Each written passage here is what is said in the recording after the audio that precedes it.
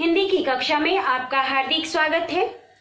पिछले वीडियो में हमने डायरी का एक पन्ना पाठ आरंभ किया था, तो आइए आज हम उसी पाठ को आगे लेकर चलते हैं। 11 बजे मारवाड़ी बालिका विद्यालय की लड़कियों ने अपने विद्यालय में झंडोत्सव मनाया। जानकी देवी मदालसा बजाज नारायण आदि भी गई थीं। लड़कियों को उत्सव का क्या मतलब है समझाया गया। एक बार मोटर में बैठकर सब तरफ घूम कर देखा तो बहुत अच्छा मालूम हो रहा था। जगह जगह फोटो उतर रहे थे। अपने भी फोटो का काफी प्रबंध किया था। 2-3 बजे कई आदमियों को पकड़ लिया गया, जिसमें मुख्य पूर्णदास और पुरुषोत्तम राय थे। सुभाष बाबू के जुलूस का भार पूर्णदास पर था, पर यह प्रबंध कर चुका था। स्त्री समाज अपनी तैयारी में लगा था। जगह जगह से स्त्रियां अपना जुलूस निकालने की तथा ठीक स्थान पर पहुंचने की कोशिश कर रही थीं।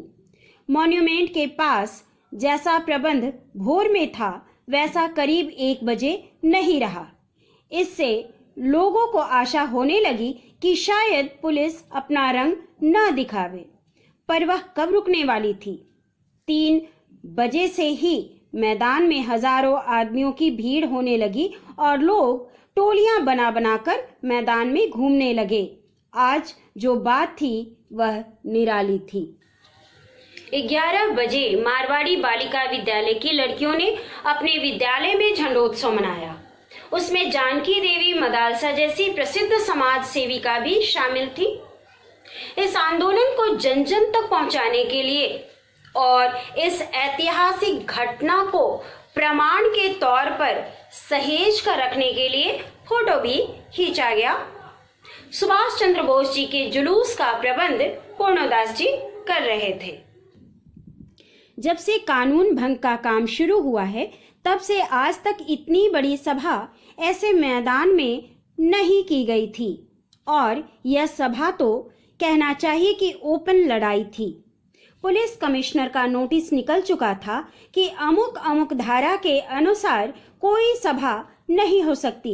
जो लोग काम करने वाले थे, उन सबको इंस्पेक्टरों के द्वारा नोटिस और सूचना दे दी गई थी कि आप यदि सभा में भाग लेंगे तो दोषी समझे जाएंगे। इधर काउंसिल की तरफ से नोटिस निकल गया था कि मॉन्यूमेंट के नीचे ठीक 4:24 पर झंडा फहराया जाएगा तथा स्वतंत्रता की प्रतिज्ञा पढ़ी जाएगी। सर्वसाधारण की उपस्थिति होनी चाहिए। खुला चैलेंज देकर ऐसी सभा पहले नहीं की गई थी। बच्चों, अभी हमने पढ़ा कानून भंग का काम। यहाँ कानून भंग से तात्पर्य है सन 1931 में महात्मा गांधी के नेतृत्व में सविनय अवज्ञा आंदोलन शुरू किया गया था। इसमें बिना किसी तोड़फोड़ या उत्तेजना के सरकारी कानूनों का उल्लंघन करना था। यह इसलिए शुरू किया गया ताकि अंग्रेजों को भारत से चले जाने के लिए बाध्य किया जा सके। उधर पुलिस कमिश्नर ने कानून की कुछ धाराओं के तहत उसके अंतर्गत नोटिस निकाला कि 26 जनवरी 1931 को वहां कोई सभा नहीं हो सकती, और अगर सभा में कोई भाग लेता है या हिस्सा लेता है तो भाग लेने वाले व्यक्ति को दोषी समझा जाएगा। लेकिन अंग्रेजों द्वारा बनाए गए इस कानून को भंग करते हुए काउंसिल की तरफ से उन्हें खुली चुनौती दे दी गई। किन्होंने दिया? हिंदुस्तानियों ने, भारतीयों ने, कि उस दिन मॉन्यूमेंट के नीचे लोग इकट्ठे होकर झंडा फहराएंगे। बच्चों, यहाँ काउंसिल से तात्पर्य है स्वतंत्रता दिवस का आयोजन करने वाली समिति। 26 जनवरी 1931 की शाम ठीक 4:24 पर झंडा फहराने और स्वतंत्रता की प्रतिज्ञा पढ़ी जाने की घोषणा कर दी गई।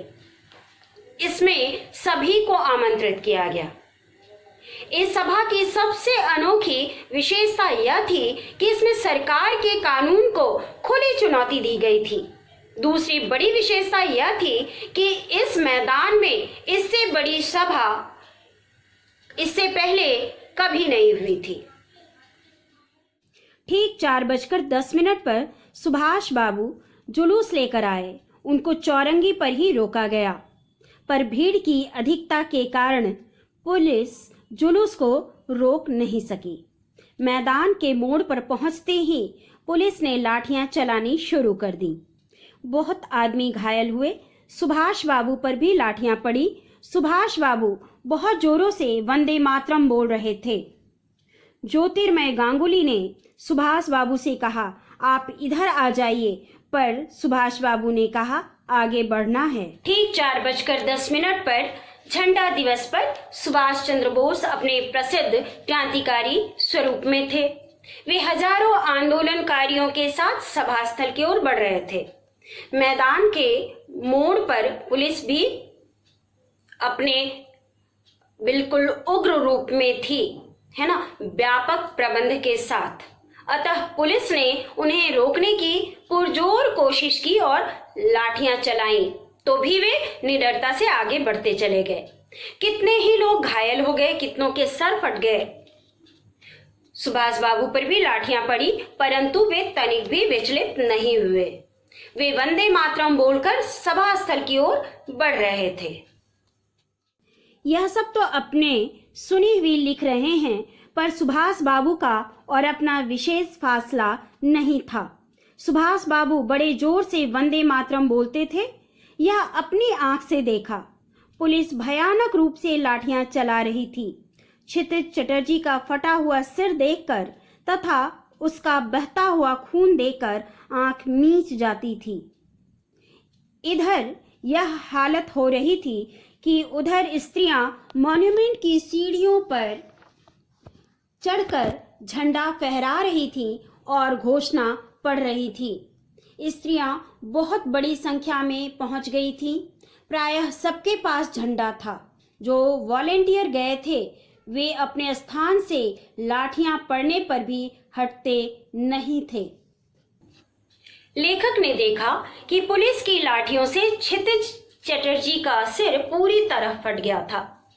उनके चेहरे पर खून ही खून था।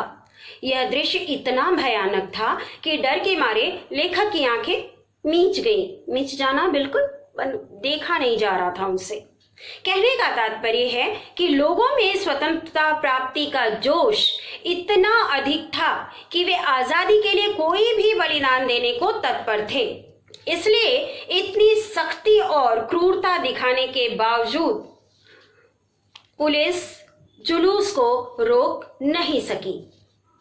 झंडा उत्सव पर पुलिस ने अपने अत्यंत भयानक और कठोरतम रूप का प्रदर्शन किया था। पुलिस के जवानों में देश प्रेम का कोई भी चिन्ह दिखाई नहीं दे रहा था। वे स्वतंत्रता सेनानियों के साथ इतनी क्रूरता से पेश आ रहे थे जैसा कि वे अन्य अपराधियों के साथ पेश आते थे। सुभाष बाबू के जुलूस में स्त्रियों की भूमिका भी बहुत महत्वपूर्ण थी। स्त्रियां स्वयं की प्रेरणा से ही सभा स्थल की ओर बढ़ रही थीं। जिस समय पुलिस सुभाष बाबू और अन्य पुरुष आंदोलनकारियों पर लाठियां बरसा रही थी, उस समय स्त्रियों ने ही मॉन्यूमेंट की सीढ़ियों पर चढ़कर झंडा फहरा दिया। ठीक 4:24 पर स्त्रियों के दल ने निर्धारित यानी तय समय पर प्रतिज्ञा भी पढ़ डाली। इस प्रकार इन्हीं के सहयोग से झंडा दिवस सफल हो सका। बाद में वे भी पुलिस की लाठियां खाती हुई लाल बाजार की जेल में बंद कर दी गई। तो बच्चों, आइए इस पाठ के पढ़े गए अंश के आधार पर कुछ प्रश्नों पर हम चर्चा कर ले। प्रश्न 1 है, पुलिस कमिश्नर ने क्या नोटिस निकाला, उसका क्या उद्देश्य था? ये मैंने एक्सप्लेन किया है। वीडियो को बहुत ध्यान से देखिएगा और इस प्रश्न का उत्तर लिखेंगे आप, ठीक है। दूसरा प्रश्न है, सभा को ओपन लड़ाई क्यों कहा गया था? बच्चों, स्वतंत्रता प्राप्ति के लिए किए गए संघर्ष को, विशेष रूप से सरकारी कानून की अवज्ञा को ओपन लड़ाई अर्थात खुले संघर्ष की संज्ञा दी गई। इसमें खुले रूप से अंग्रेजी शासन को चुनौती दी गई थी। ठीक है, और बाकी का एक्सप्लेनेशन वीडियो में बताए गए हैं, उसके अनुरूप आप उत्तर दीजिएगा। तीसरा प्रश्न है, पुलिस कमिश्नर के नोटिस और काउंसिल के नोटिस में क्या अंतर था? यह भी मैंने एक्सप्लेन किया है, लेकिन फिर भी मैं संक्षिप्त तौर पे आपको समझा देती हूँ। पुलिस कमिश्नर के नोटिस में लोगों को चेतावनी दी गई थी कि 26 जनवरी को सभा में सम्मिलित न हो, यह सभा गैर कानूनी है। काउंसिल के नोटिस में लोगों को का आह्वान किया गया था कि मॉन्यूमेंट के नीचे ठीक 4:24 पर राष्ट्रीय झंडा फहराया जाएगा और प्रतिज्ञा पढ़ी जाएगी, इसलिए सबको अवश्य आना है, यानी सब लोग अवश्य आए।